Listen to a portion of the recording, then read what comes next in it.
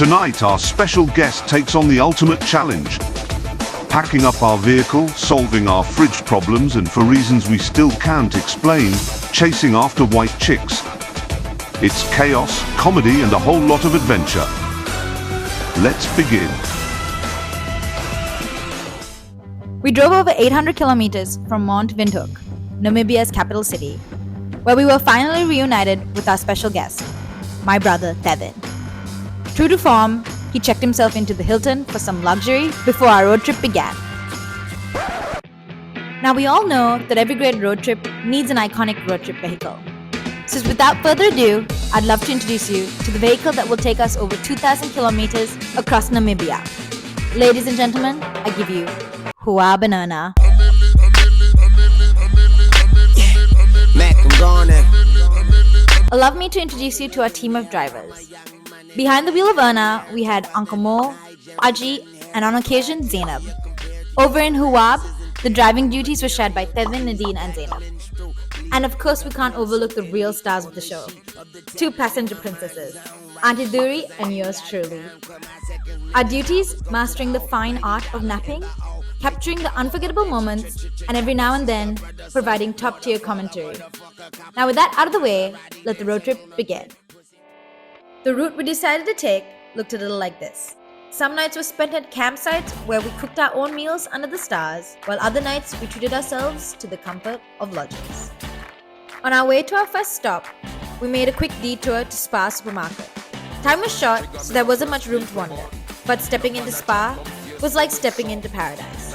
The sheer variety of options was both thrilling and frankly a little overwhelming. With our supplies securely packed and less than 3 hours before the park gates closed, we set off towards our first destination, the Waterberg Plateau National Park.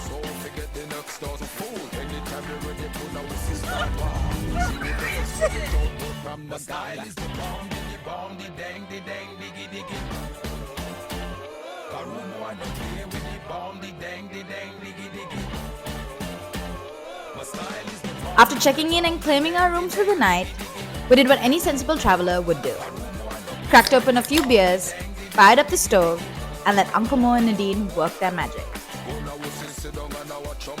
With our bellies full and spirits high, we called it a night. Morning arrived, and most of us were refreshed and ready to take on the day. Well, all of us except for Zainab, who spent the night locked in mortal combat with an army of bedbugs.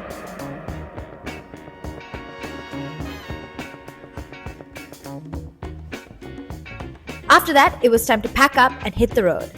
Well, when I say pack up, what I actually mean is that Tevin did all the heavy lifting while the rest of us supervised. And by supervised, I mean relaxed. We had a 3-hour drive ahead of us to our next destination, Etosha National Park. And somewhere along the way, we lost sight of Erna and its passengers. Why, you may ask? Because Speedy Gonzalez over here decided to put his foot down and disappear into the horizon. Attempts to reach them over the phone? Useless. Our 10-kilometer range walkie-talkies?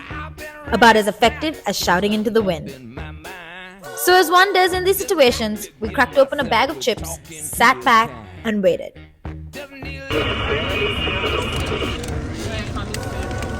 We are at the Etosha entrance.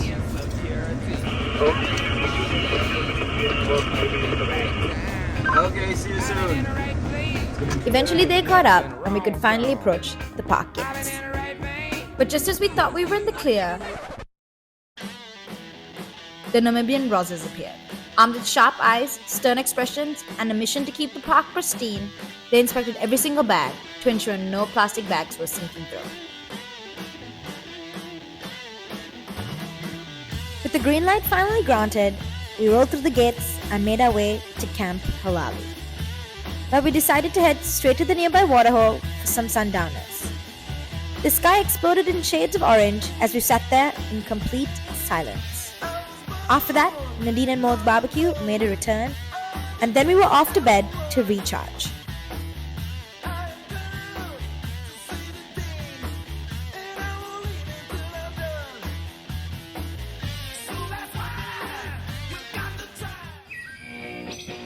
Day 3 arrived, and just as we were gearing up to kickstart our adventure in Etosha, Erna decided to take the day off.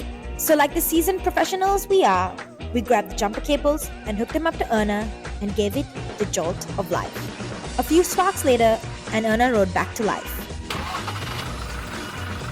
Since Zainab was taking over the wheel today, Kevin decided to embrace the morning in true Maverick fashion, with a beer. And then another beer. And because he's nothing if not consistent, another beer. By 10 a.m., he was seeing double. With Erna barely functional and Tevin slightly less so, we finally hit the road, ready to take on Etosha. As for the Big Five, throughout this trip, we've seen lions, leopards, elephants, and buffaloes so far. But the elusive rhino remains unchecked on our list. So we drove and waited, waterhole after waterhole, scanning the horizon with hopes that were shrinking fast. But just as we were about to accept our fate, there it was. A rhino, snoozing under a tiny patch of shade. And just like that, we saw the Big Five in Africa.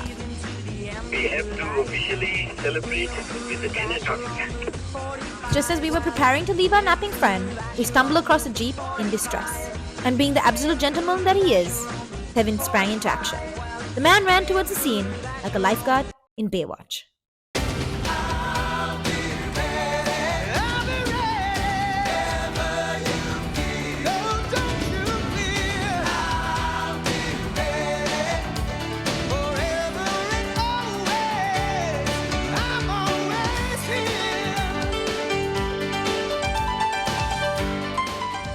After that, we took one last drive around the park, soaking in the breathtaking landscapes that make Etosha so utterly unique.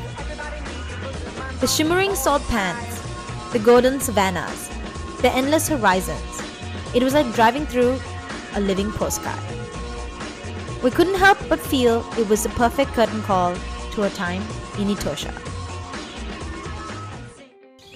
The next morning, we packed up and set off on our next adventure, Damaraland. And this time, Nadine took the wheel. The journey to Damaraland was long enough for us to question every life decision, but the views along the way were nothing short of spectacular. Stepping out of the car, it felt like we'd wandered straight into a scene from a Wild Wild West movie.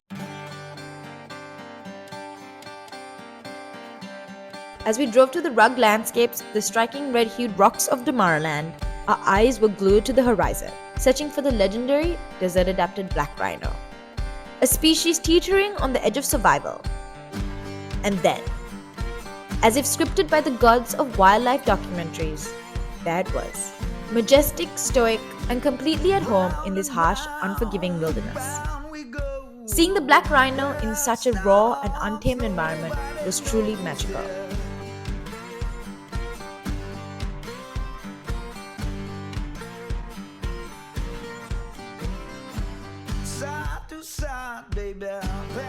We then watched the desert transform into a kaleidoscope of golden and crimson hues, and then made our way to camp for the night. As the temperatures plummeted and darkness began to settle, we finally rolled into camp and got ourselves acquainted with the layout. Once the essentials were sorted, we made our way to the campfire where tales were swapped, laughter echoed, and the flames fought off the creeping chill of the night. Then came dinner.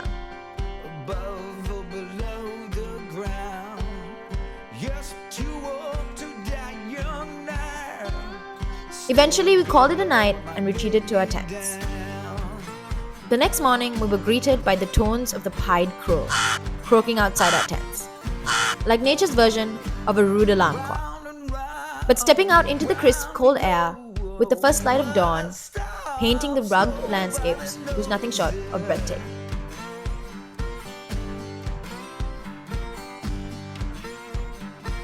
After breakfast, we bid farewell to our time in Damaraland.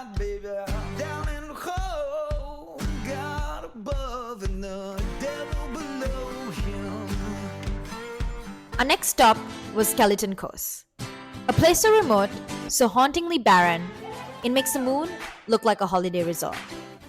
It's one of the most desolate and untouched places on the planet. Its name, inspired by the countless shipwrecks scattered along its shores, and the eerie remnants of whale bones bleached by the relentless sun. For the night, we set up camp at Terrace Bay.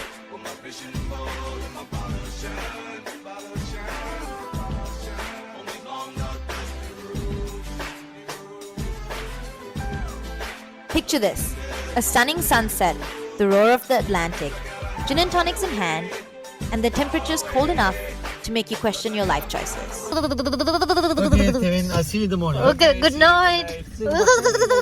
Okay. Cold. The next day, it was onward to Cape Cross. And along the way, we explored some old oil rigs. Scattered across the landscape, you'll find skeletons of old oil rigs standing on rusting relics of ambition and abandonment. Back in the day, exploratory drilling in the area aimed to uncover potential offshore oil reserves. But as fate would have it, the ventures proved largely unsuccessful, and the rigs were left to battle the elements. A haunting reminder of what could have been. Scavengers. Trying to get Sini Sample into the bread. It is a struggle because the fridge is frozen everything. The penguins are happy with their sandwiches. I can't eat sandwiches. They're shoving things in their mouth. Sini Sample has been popular. Devin is out there. He's hiding. He's probably messaging his girlfriend. Aji is wondering, where shall he take a picture next? The sand looks quite promising. The wind looks like it's blowing in the right direction. Aji should stop right now. He pauses. He thinks a minute. He feels unsafe. He walks back. He may want some more Sini Sample sandwiches, but I think the Sini Sample's finished and there's no more bread. The hungry penguin, Devin, an unusual creature, is waiting.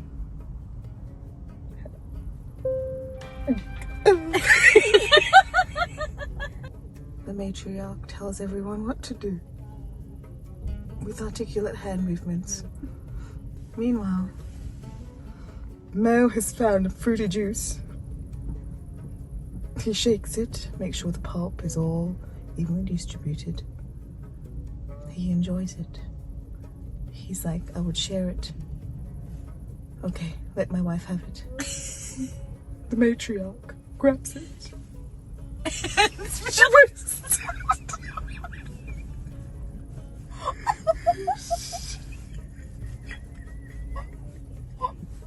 She's wasting the juice. We then made our way to Cape Cross Seal Reserve, home to one of the largest Cape Fur seal colonies. Tens of thousands of them packed together in one chaotic barking mass. Now, when you think of seals, you probably imagine cute, cuddly fur balls lounging gracefully on the rocks. Let me tell you, this was not that. The smell hit us before the sight did. This smell is just something else. Oh. It's so bad. I can't explain it. It's terrible. Imagine a potent cocktail of fish, wet fur, and something so indescribably foul, it could clear your sinuses. Being there became a test of endurance. Adorable? Perhaps. Enjoyable? Debatable. After that ordeal, we checked into the Cape Cross Lodge for a much-needed scrub down to rid ourselves of the seal aroma. A proper bath, a stunning sunset, dinner, and then straight to bed. The next morning, we hit the road again, this time heading for Gamsberg. But being us, we couldn't resist a detour. Sandwich Harbour. Now, Sandwich Harbour isn't your average coastal stop. This is where the Namib's desert's towering sand dunes come crashing down into the Atlantic Ocean. But we weren't just here to look at it, we were here to conquer it. Roaring up steep inclines and plunging down descents so sharp they'd give a roller coaster a run for its money. The thrills were off the chart, but for some, so was the motion sickness. Let's just say the combination of sharp turns, steep drops, and the endless sea of sand wasn't for the faint of heart or the weak stomach. But for those who can keep it together, the views at the top were absolutely worth it. Standing there, overlooking the ocean, meeting the dunes, you can't just help but feel like you stumbled into another world. After that, it was a race against the setting sun to reach our next destination. In Namibia, streetlights are as common as a Sri Lankan bus driver who sticks to their lane, non-existent. Getting stuck in the pitch-black wilderness wasn't exactly on our agenda. Nadine bravely took the wheel, but unfortunately for her, she wasn't just driving. She was putting up with relentless commentary of not one, but two self-proclaimed navigators. Despite the chaos and unsolicited advice, Nadine powered through, and we finally rolled into our hotel for the night. Once we arrived, it was straight to dinner and then off to our rooms to crash for the night.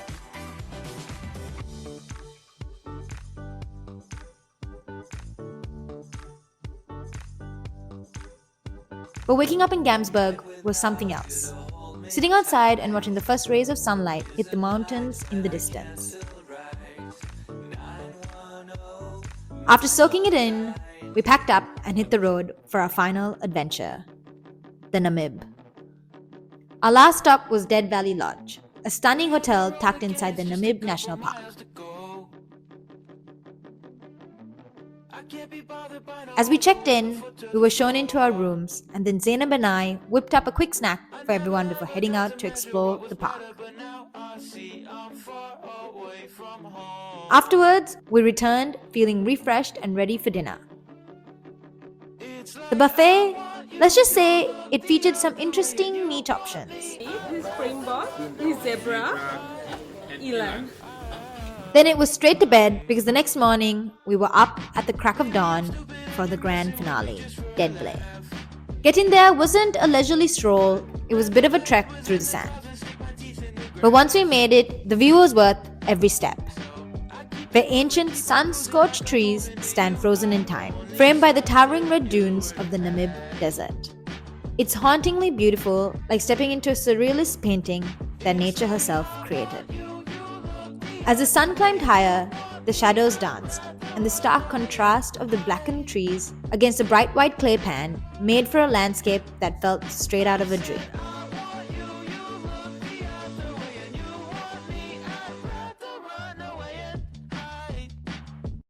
But like all great adventures, this too must come to an end. We spent the rest of our day back at our hotel, soaking in the final breathtaking views of Namibia. This journey gave us everything: spectacular sights, unforgettable food, thrilling adventures, incredible people we met along the way, and more laughs and stories than we could have hoped for. It wouldn't have been the same without our incredible bush to desert expedition crew. This wasn't just a trip, it was an epic adventure to remember.